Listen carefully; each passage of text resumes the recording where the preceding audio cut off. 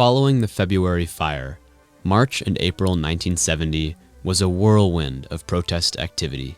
In early March 1970, WashU filed a restraining order against the supposed perpetrators of the February fire under other pretenses. March 1970, it felt like almost there were daily, even nightly, protest activities. On March 22nd, another ROTC protest became violent. They didn't want us to demonstrate against ROTC. I turned around and called one of the cops a pig. Well, the next thing I knew, there was a riot squatter on each arm. They had hit me over the head with a club. I can show you the blood running down my face. In early April, Chancellor Elliott announced suspensions for some of those who also had the restraining order against them, further increasing the tension on campus. On May 4th, 1970, 4 student protesters at Kent State University were shot and killed. At WashU, all of the prior tension from the previous fire and other protests boiled over that evening. A demonstration was held in Brookings Quad in outrage about the events that had occurred at Kent State. The center of the unrest was really the Brookings Quadrangle.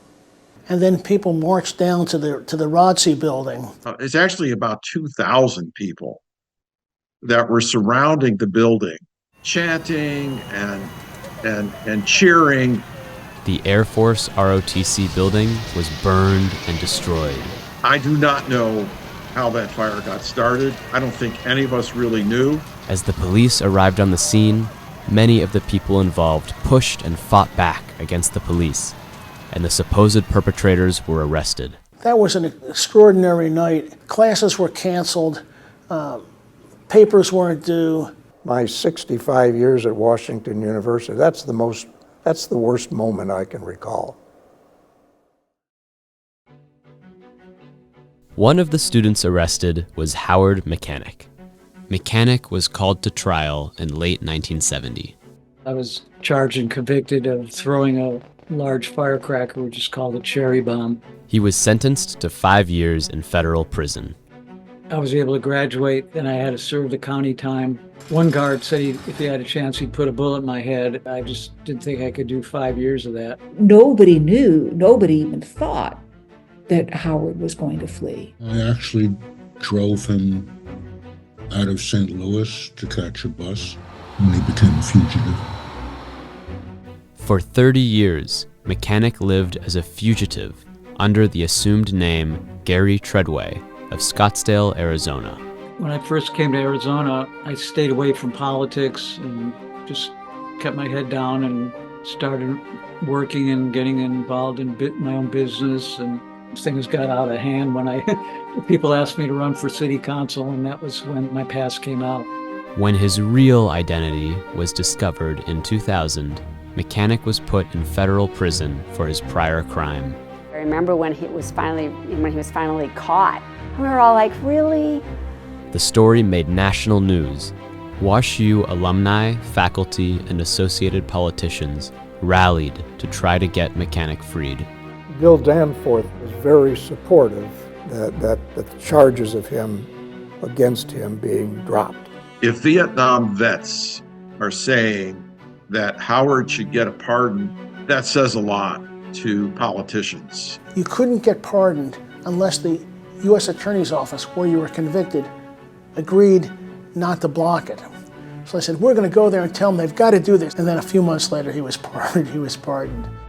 In his last act as president in January 2001, Mechanic was pardoned by Bill Clinton. A free man, the members of Wolf and SDS organized a reunion in April, where they were all welcomed in open arms back to campus. Howard has been interviewed so many times about this. His script has become very calcified. There's also a narrative that he wants to have communicated about his life, to be both a fugitive from justice and yet a good person. The rest of May 1970 was unlike any other, with classes and exams generally canceled. Commencement and graduation still occurred.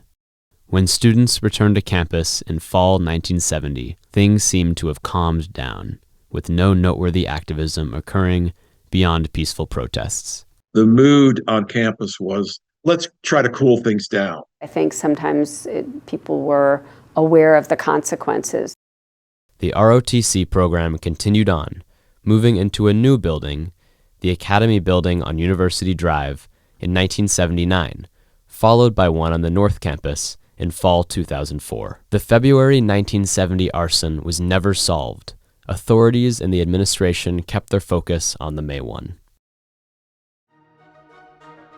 In the end, the act of burning down the ROTC buildings was definitely a moment where protests took a step too far. Still, it serves as a lesson for future WashU students when speaking out for the causes they believe in.